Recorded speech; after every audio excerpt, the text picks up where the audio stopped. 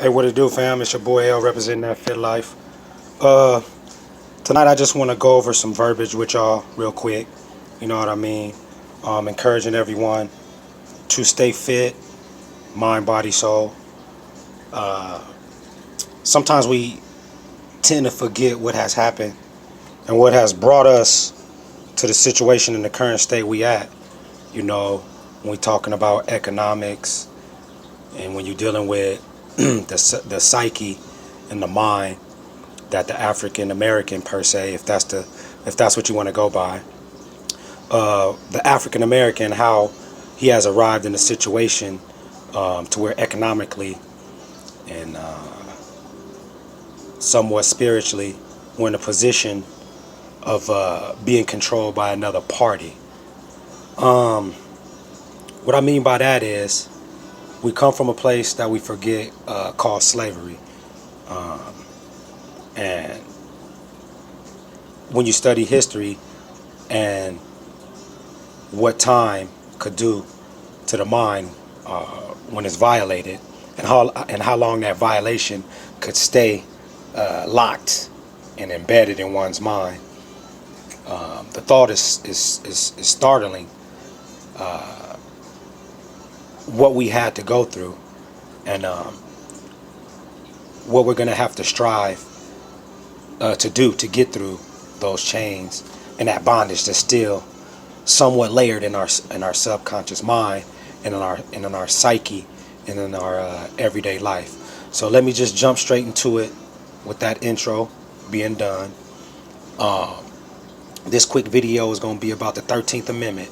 The 13th Amendment to the U.S. Constitution, claiming to abolish slavery. But I want to get into the dynamics of the verbiage of the 13th Amendment and how it was written. Okay. Let's check out Section 1, right?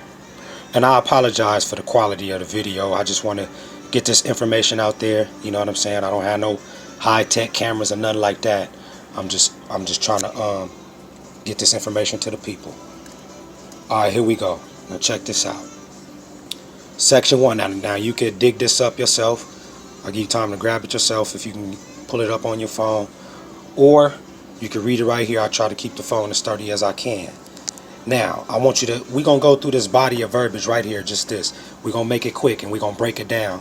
We're going to break down the terms of the words and how they're used and the condition and the context they was used and what this all really means and how it applies to us today in this current day and age. Okay. It says, Section 1. Read it with me now. Neither slavery nor involuntary servitude, except as punishment for crime whereof the party shall have been duly convicted, shall exist within the United States or any place subject to their jurisdiction. Let me read that one more time. Neither slavery nor involuntary servitude, except as punishment for a crime whereof the party, referring to the criminal, shall have been duly convicted, talking about upon conviction of the criminal, shall exist within the United States or any place subject to their jurisdiction. So this is basically saying neither slavery nor involuntary servitude. By the way, involuntary servitude and slavery are two different things per se. Slavery is just straight up slave, forced to work, you know what I mean? No future and freedom. You better be plotting on escaping because you're stuck there and you're getting your ass whooped and all of the foul shit is happening to you. That's slavery. In the South, okay? Now, involuntary servitude was a little something different.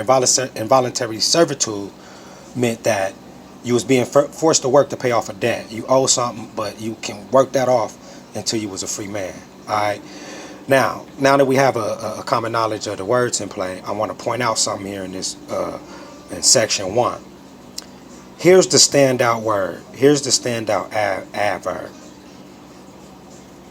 when we read neither slavery nor involuntary servitude, except as punishment for crime whereof the party shall have been duly convicted, shall exist within the United States or any place subject to their jurisdiction, that's basically saying slavery don't exist no more, okay?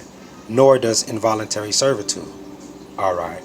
Within the powers, within the parameters and the structures and the walls of the United States barriers. And, you know, that would include whatever islands or whatever other distant pieces of land that the United States had owned. This would apply in all of those circumstances. But let's get back to the standout word here.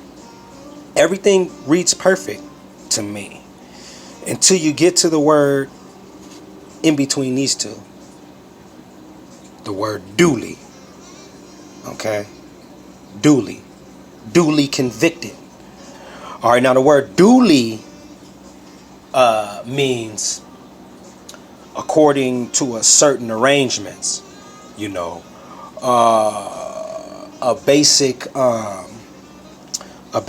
analyzation of the facts, and these facts that you come up with, however you view them, whatever perspective you view them from, you can then apply the due conviction. See, it would have been perfect if it would have said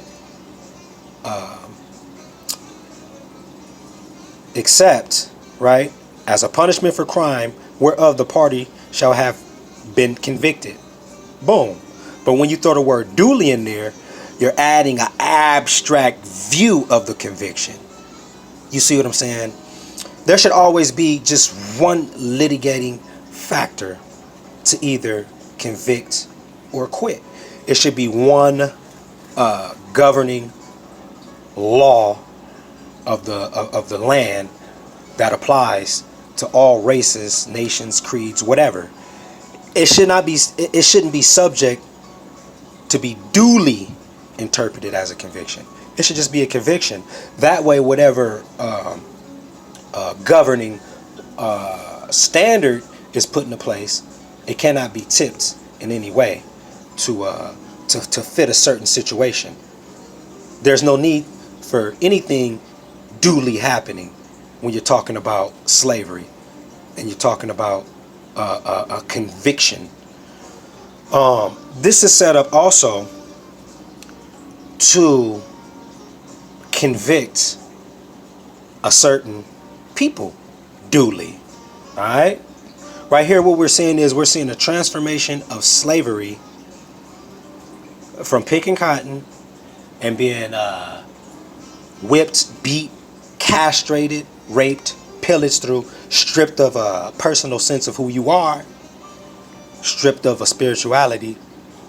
Not just that, but then turned over after that happens to a financial and economic system that judges duly who gets convicted. And of course, you got petty ass laws that apply to the quote unquote so-called minorities. Young black man. We done all heard the story about somebody getting booked for a nickel piece of crack. You know what I'm saying? Pizza man got 3 strikes for stealing the pizza. We all remember that if you're old enough. The hard version of cocaine is a steeper punishment for the soft version, which is known to be more of a luxury for the Caucasian. I'm just giving the facts. Now let me close this up. I got you stuck on this page because I don't really know how to work the footage like that. I'm just giving you the facts. Now, what I like to also say too, with this whole Masonic setup, George Washington was a Mason, by the way. But all this is Freemasonry. All it is Freemasonry at its finest. It's a corporation and a business. We have not been let out of slavery, or we have not been, slavery has not been abolished. It has just merely been transmitted and recooked up and given to another authoritative figure called the federal government and the prison system, which can now duly convict you, and then you do time producing a certain amount of wealth for this prison system as those amount of years go by. This is one of the many systems that are set in play by the oppressor. And once the system is set in play, there's no need to then come and do anything barbaric. You know, there's some occasional tinkering with the systems as far as adjusting laws and things of that nature. But these systems are applied left and right in order to oppress. One of the biggest tools to do this also is religion. And we'll get into that on the next video. I want to keep these at least about 10 minutes. I don't want to hold you up. I don't want to take up all your time. I just want you to review your facts. Go get it yourself, read through it, read through the 13th Amendment, and you can see for yourself that we have not been let out of slavery. We've merely been turned over to the care of another slave master, another authoritative figure, which is the prison system. That's where all of our young black men are going, and that's where all of our black women have to see their kings and their leaders behind a glass window, or perhaps a visitational situation where you can indulge in microwavable food and concentrated soda pops. And that's the stint of what would be the relationship for a numerous amount of years for this couple that I'm giving you an example of, and how the system perpetuated this whole situation. We'll go into, I'm gonna keep this short. Like I said, we'll go into the religious aspect of mind control. We'll go into the mythos of religion. We'll go into what the ancient ancestors witnessed and how they visualized things in the sky, and how the allegory involved with that has been transmitted through books and passages, scripts and documents that claim to be of a certain nature, but start from an oral tradition. And my question is, doctrine that starts from an oral tradition, how can you then know that the facts are correct?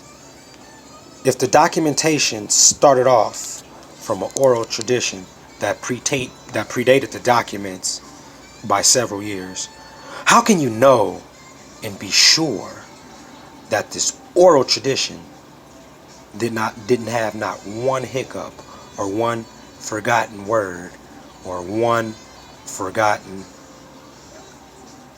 topic or character or event that was detrimental to the story itself? And just how stories could change by word of mouth. I know we all played that game, or you know, when you tell somebody something in their ear and they pass it along, and by the time you get to the last person, the story is just way out of control. I believe that's what's done happen. We got to get back to nature. We got to get back to the things of God and not the things of man. And the confusion and the intentional the intentional distractions put out there, you know, on all aspects. We're gonna get into that on the next video. I'm gonna cut this short, but remember, slavery's not over. We still got an economic crisis. We still got to fight. We still enslaved. Going to work every day for 12 hours just to put a piece of chicken and a biscuit on the table for your family is not living. That's not how it's supposed to be, and it's a reason it's like that. It's called the 1%, and it's called the economic pie chart. We're going to get into all of that. on the next video. This is L repping that fit life, and I'm out. Peace.